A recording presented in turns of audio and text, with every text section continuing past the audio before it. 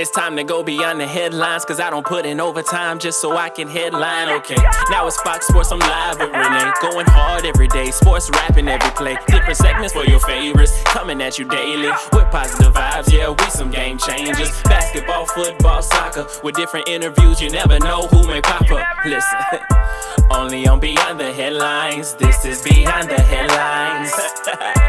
Only on Beyond the Headlines, this is Beyond the Headlines. Only on Beyond the Headlines, this is Beyond the Headlines with Renee Washington. Joining us now on Beyond the Headlines with Renee Washington, we've got the Aislinn Konig, the ACC Tournament MVP, women's basketball standout. Welcome to the show. Thank you. I'm so excited to be here. I am so happy to have you here, and I'm excited to talk about your career. But before we even get into that, I have to ask, with all that's going on in the world right now, especially around COVID-19 and protests and social injustice and everything going on in the world, what is your new normal? What does working out and things like that look like for you now? Yeah, it's been really crazy trying to transition from, kind of being all over the place all the time and working out in gyms everywhere to kind of in this schedule where I wake up, I go for my run, and then I head to the courts in the middle of the day and try and get all my workouts done early. Then I'll work on my website and kind of some of the stuff that I'm doing outside of basketball, and then just repeat the next day. It's just it's really monotonous, but making it work. Yes. And I also want to know, for you as a student, what was your spring season like on the academic side at NC State? And I'm assuming you guys are done now, and you've, even with graduation and all these things, I cannot even imagine being a student right now. I'm so thankful that I feel for you guys. I cannot even imagine. I remember senior year, spring season was incredible, So of course, before we even get into the fact that your basketball season was cut short, I definitely want to know as a student what it's been like for you. It definitely is a little bit disappointing. I graduated this spring, and I actually never graduated for high school. I graduated, but I never walked. I didn't go through the ceremonies because I went to NC State early so that I could get a head start before going to the national team for our mandatory workouts. So I was really looking forward to actually being able to put on a cap and gown and walk across, get the pictures, and I didn't get to do that.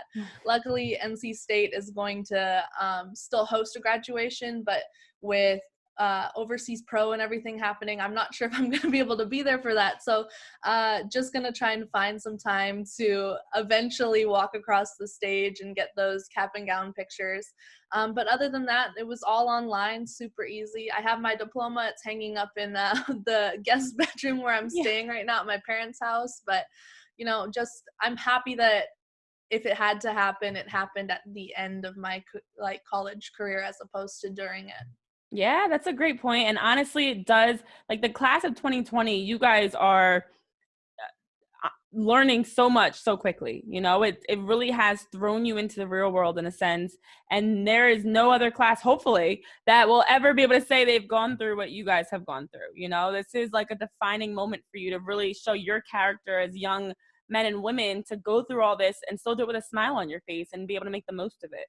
So I know, looking back on your basketball career, I remember like it was yesterday, the moment that I heard the news that the NCAA tournament was going to be canceled.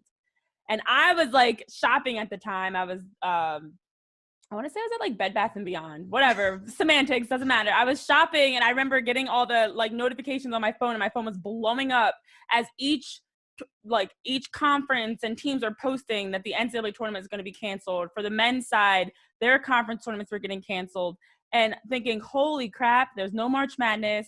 What are we going to do? I cannot even imagine what this is going to be like.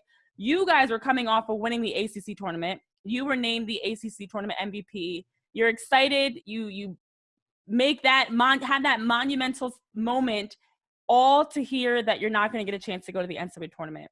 Just take us through that, how that unfolded for you on your side of things. Well, on a personal level, you go to college and the big dream is to play for a Final Four. And, coming off of that ACC tournament win, I felt that we had a lot of great momentum and we were peaking at just the perfect time.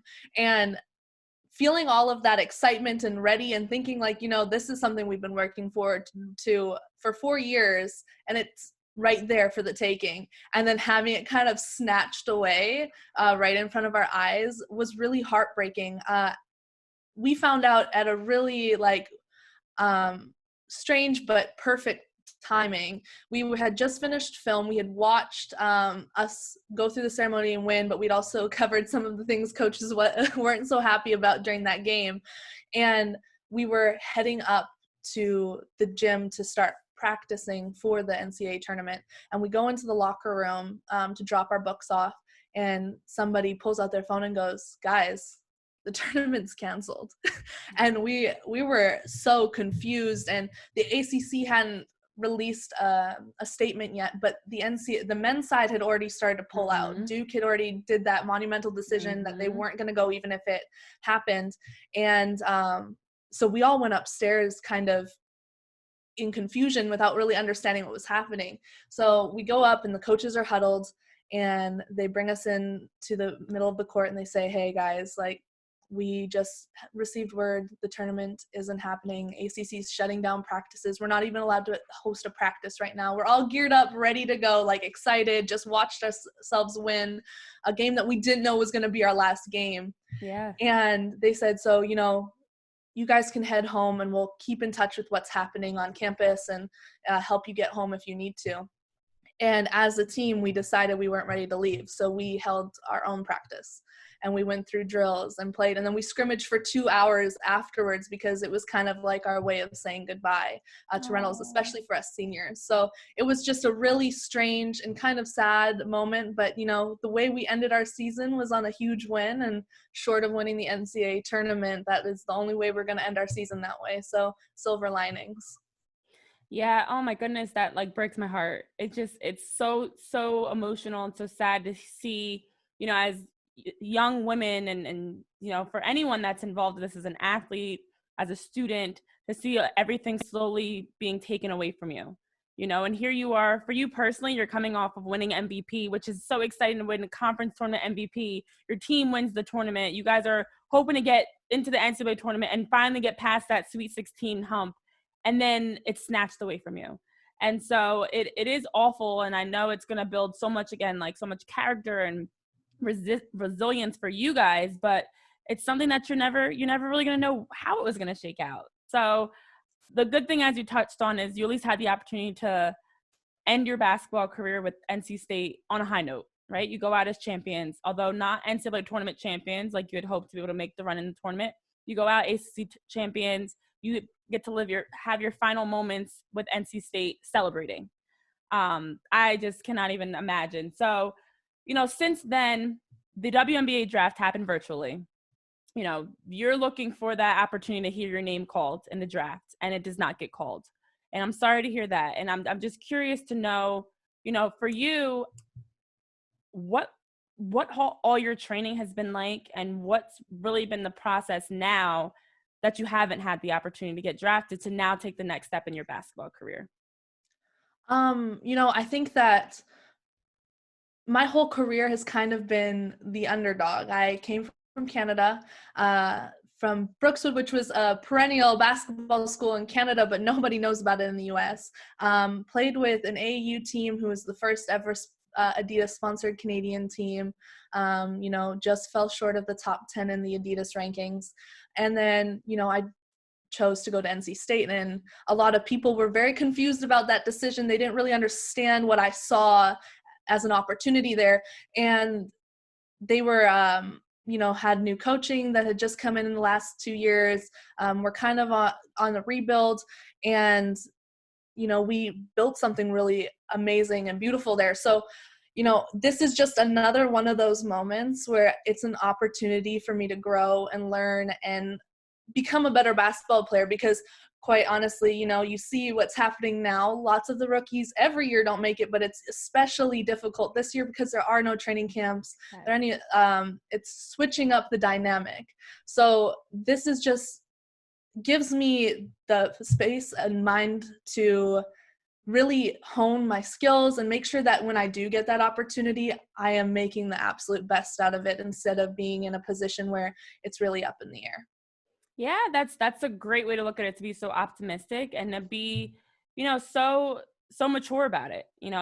At the end of the day, you have to always, well, I'm sure you have to wonder what would have happened had you been able to get to the NCAA tournament, had you been able to make a run, get past the Sweet 16, make some more noise for yourself, how that would have helped, because we have seen in the past where players maybe are a little bit under the radar and people aren't giving them the respect and credit they deserve. They make an NCAA tournament run, and now that boosts them up in the draft. It puts their name on the map. So on in that aspect, it is frustrating, I'm sure, to know that you didn't fully have a chance to showcase your abilities with NC State. And then also, as you talk about, with training camps. So what was the process leading up to the draft, where I know without having training camps as usual and having the opportunity to work with coaching staffs, and I'm not even sure what it's like for the WNBA specifically, but not having that opportunity to fully get seen and things like that. What was it this year like for you with everything being virtual? What was the process? It was a little bit strange in the beginning because they weren't sure how the draft was going to happen in the first Right. place. I have a wonderful agent. Eric Wiesel is my agent, Wiesel Sports, and he really took over that. I didn't have to think too hard and worry too much.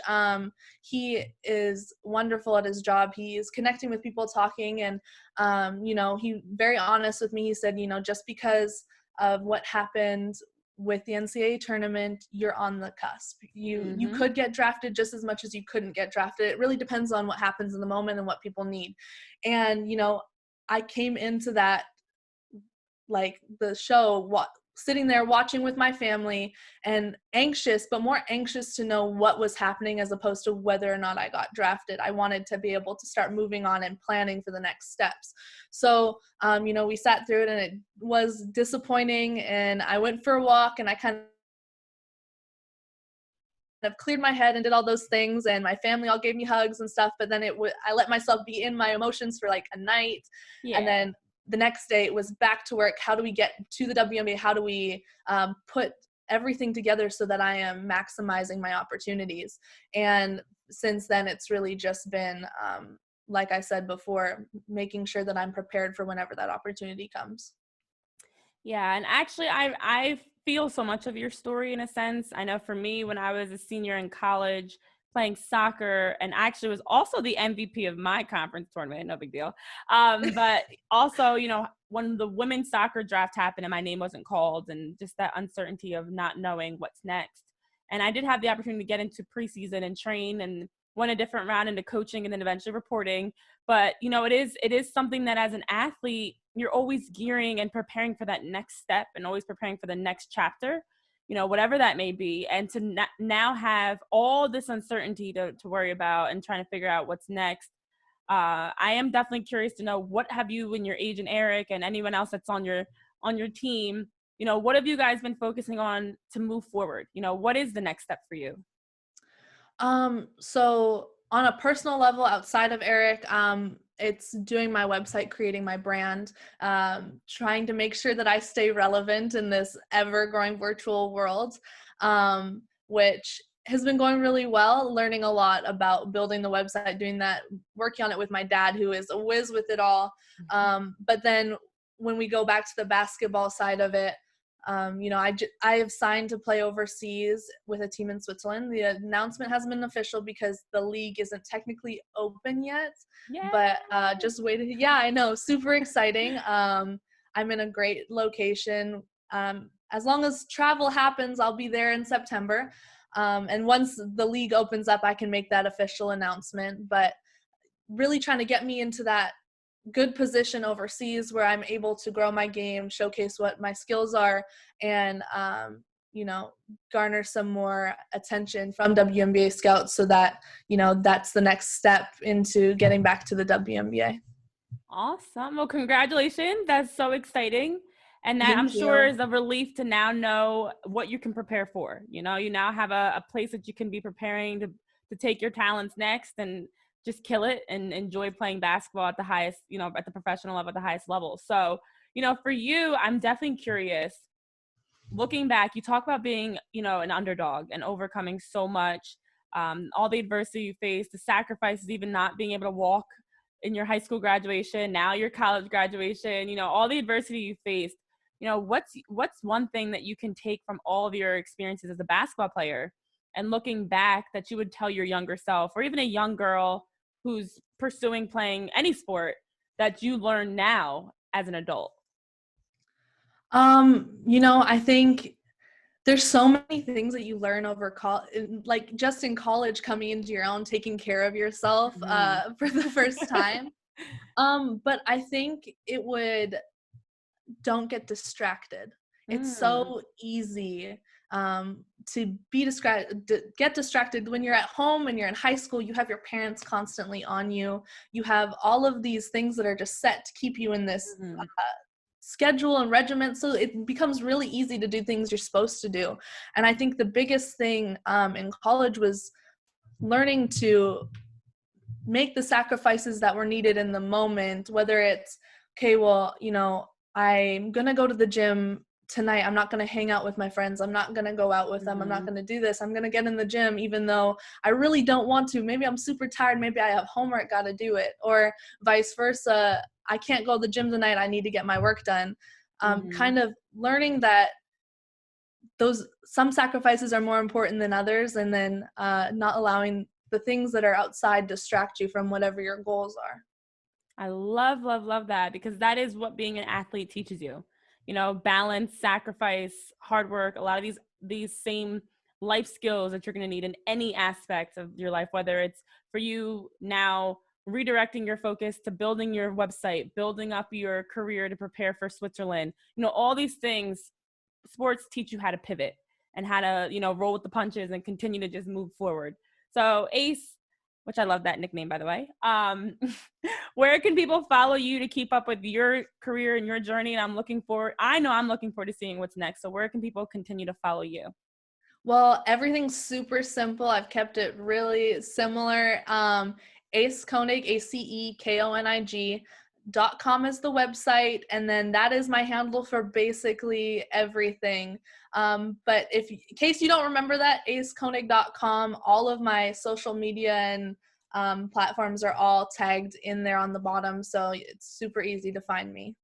Perfect. Well, the sky's the limit, and I am sure a year from now we'll be having a different conversation. So Ace, I'm so excited for you, and I'm looking forward to seeing what's next in your career, and wish you all the best of luck. But thank you so much for taking time to join our show here on Beyond the Headlines with Renee Washington. It's been a pleasure having you on to talk about your career. And again, good luck, and I'm rooting for you. Thank you so much for having me.